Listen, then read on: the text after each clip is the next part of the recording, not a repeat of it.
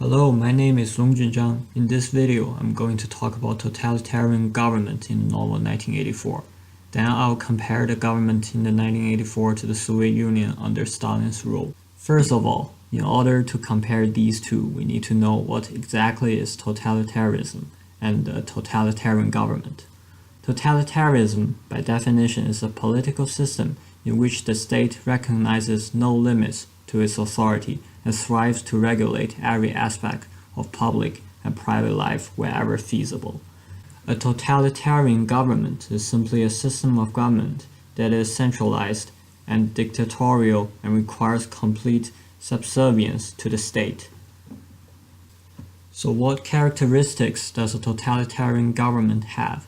These are some key traits of totalitarian government. First, it has a dictator, a leader with total power. Second, it has state control over all sectors of society. That includes business, labor, housing, religion, youth group, arts, and so on. Third, state control over individual. This demands total obedience to authority and personal sacrifice for the good of the state. It denies basic liberties. Fourth, dependence on modern technology. Relies on massive communication such as radio, newsreels, and some media to spread propaganda.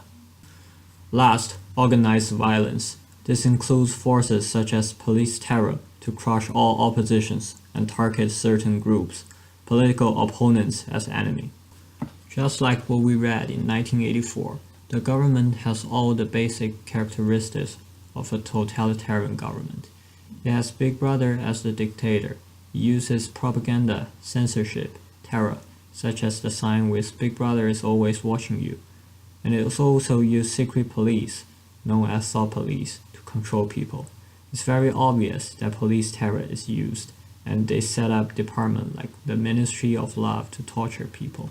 It also tries to manipulate historical facts and people's mind by using various media. For example, creating language known as the Newspeak to replace English. Oceania is also highly dependent on modern technology.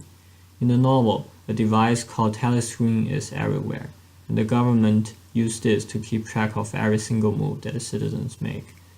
When Winston tries to rebel, he has to avoid these telescreens or he will be vaporized by the thought police.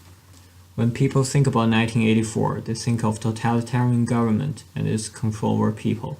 But with the rich and comfortable life we are experiencing today, not much attention is put into this corrupted dystopian world that George Orwell has created for us. What many people don't realize is that for millions of people in the Soviet Union during a certain time period, 1984 is a daily reality. First, let me introduce our leading character.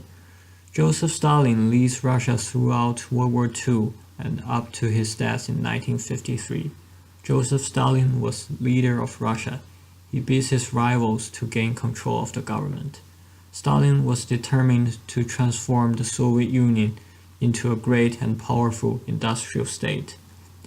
When in 1928 he launched his first 5-year plan.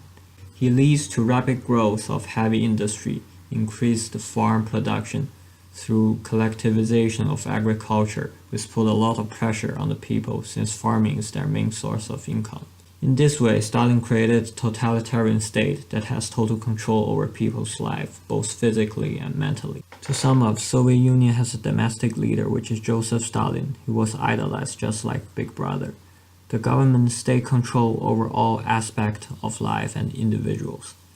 Is heavily dependent on modern technology and also organized violence.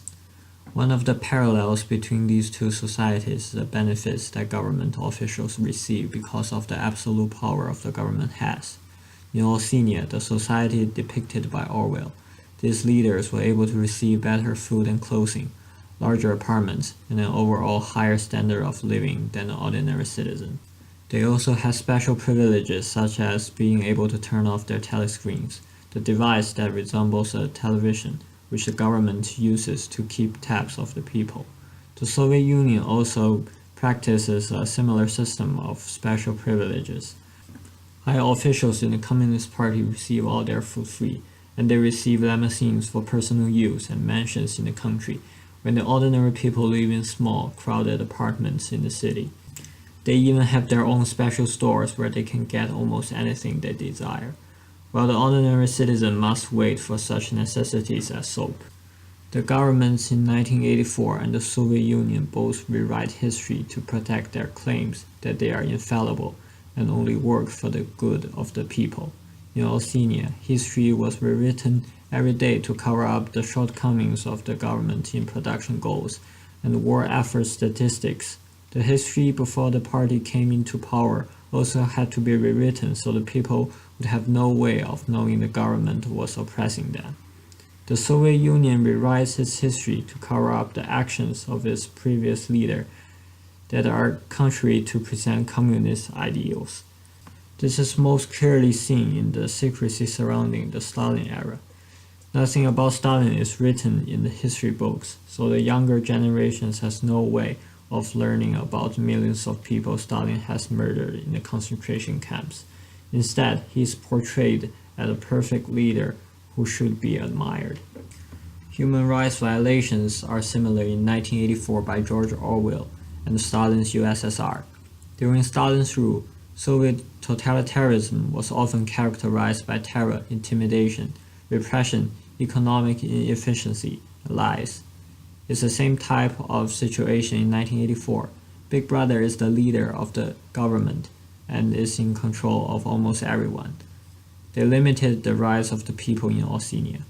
In 1984, Big Brother and the party would control everything to stay in power. The citizens has no right at all. Any discussion of this ideology was considered an opinion. In 1984, it would be considered a thought crime. Mr. Parsons sat down with Big Brother in his sleep. His daughter reported him to the thought police. Power was secured in Russia not only through terror and intimidation, but also through propaganda and lies, and through control of the economy, media, and educational system. The thought police of Oceania and the secret police of Stalin were similar too. The secret police would keep documents of every man, woman, and child. If they tried to rebel or was a threat to Stalin's power, they were thrown into Gulag, which is labor camp, similar to the Ministry of Love in the book 1984. They were killed in the camps by sickness, cold, cruel torture, or starvation, just like in 1984. The death penalty was considered by the secret police. The silent force of the Soviet regime created, built, and populated a nation by persecution and despotism, and hid it behind the walls of their camps. Big Brother's totalitarian of Oceania stayed in power, controlling the lives of people with double thinking. There are differences in the two regimes. In Russia, communist totalitarianism has been succeeded by electoral democracy. In 1984, it's even more worse than Russia. Big Brother was always in power and nothing can stop him. The dystopian novel is warning about the menaces of totalitarianism. The novel is set in an imaginary future world that is dominated by totalitarian state of Big Brother. This book really tells people what life will be in totalitarian world. The cruel images still haunt us today and keep us from making the same mistakes again. Thanks for watching.